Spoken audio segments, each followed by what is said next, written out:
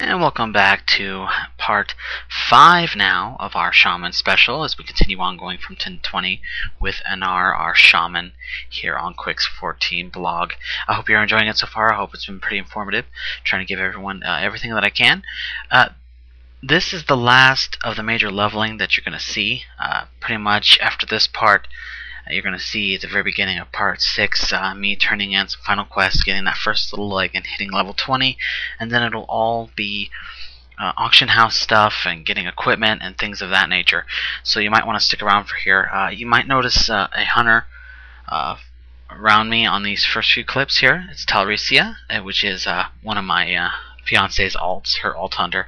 She lent me a hand with some of these murlocs because they can be a little bit of a pain. If you're going along Darkshore, there's a whole bunch of these bodies that you can get, and I suggest you do because it's easy quests. You just pick them up and then turn them in, and you'll get about 750 to maybe 1,000 per quest, and there's quite a bit of them, so it's a good way to level up here in Darkshore. But there's a lot of murlocs on surrounding them, and they're usually around anywhere from around 15, actually 14, 15, all the way up to 20, so and maybe even 21. So you need to be careful on that.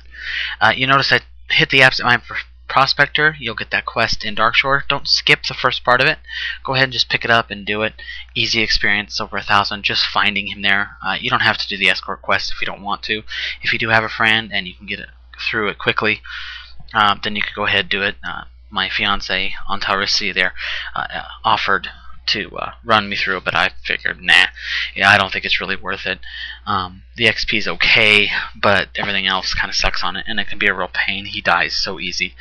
So that's pretty much what we're doing here. We're finishing up the last quest that I have to do, really, in Darkshore before we head to Ashenville.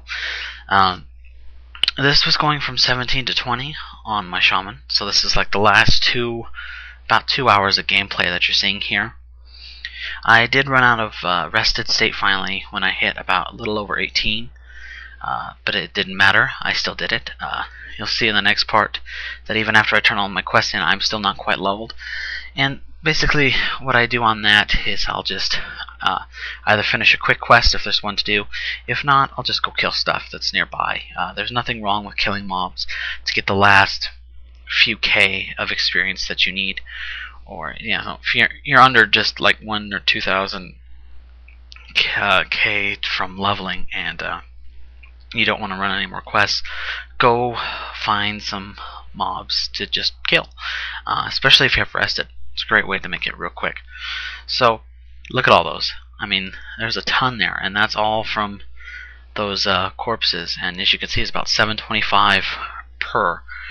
Real easy XP. It's really, really nice. So, I did do pretty much all of Darkshore, except for the last part of the Prospector quest, and also I did not pick up the Druid Escort quest at Ashenville. I usually skip that. I don't do much escort quests here in Classic WoW. The only one that's an exception is the Dryad from Blades,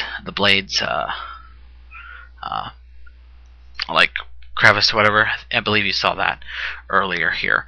I do that escort quest just because it's in the same area, and it's probably the shortest of all of them. It's because it's not too far. You just gotta bring her up to the road, and then she's done. But otherwise, I don't do escort quests in Classic WoW at all. So we're finishing up here with our quest, and I was feeling pretty good about this. I was very, very happy with how my Shaman was starting to work out. I was getting much more comfortable with her.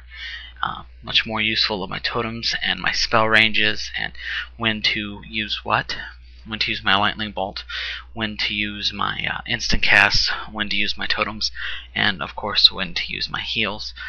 The timing is always different for every single class. You can't take excuse me, your timing from a warrior and apply it to a rogue. It just doesn't work like that.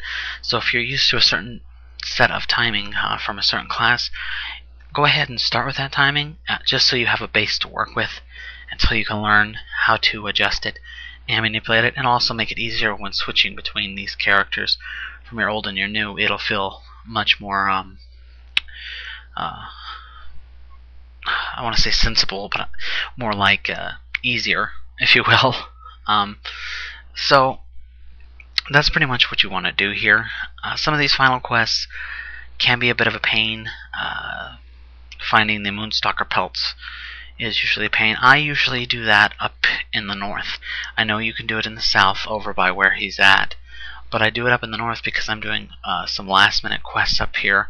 Obviously this quest here, there's the artifacts that you saw a little bit earlier of me picking up, and also there's the Mother Bear Den and the corrupted Furblog camp to do up here as well. So, and just right up here, as you see me go in here, there's a whole bunch of Saber matriarchs, or Moonstalker matriarchs and Moonstalker sires, and of course the cubs. The cubs aren't lootable, and they can be a bit of a pain. As you can see here, I'm using my totems.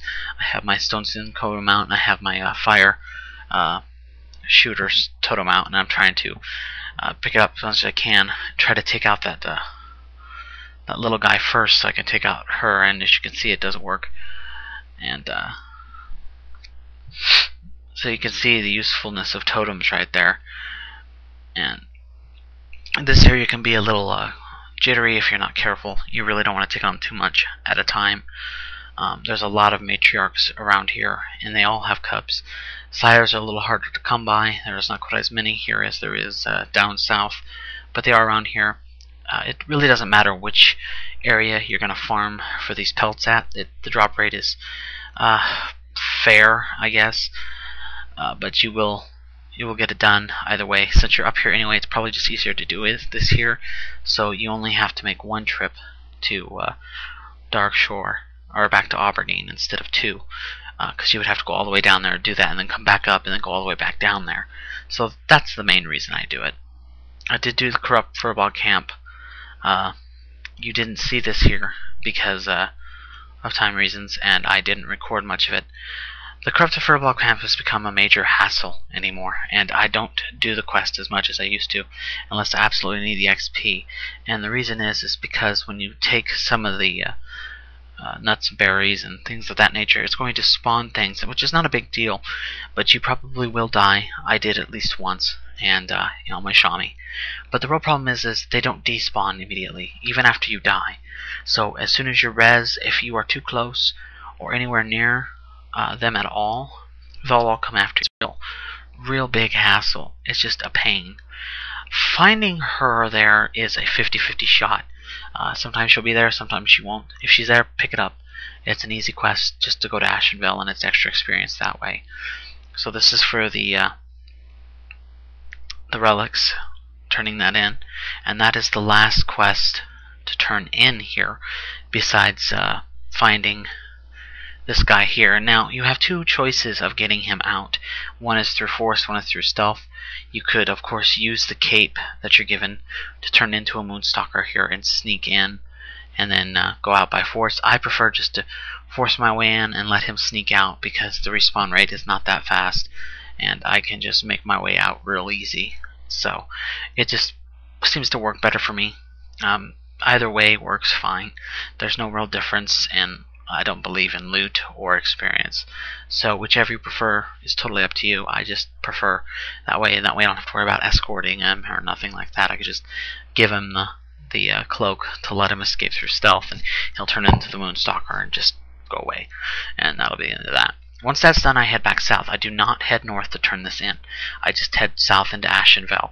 And you'll see in the next video, one of the last things I do before I head up to back up to Aberdeen to hit the auction house and stuff to get equipment or whatever, or not Aberdeen but Exeter, is I will stop at Dark Shore, at here, and turn it in.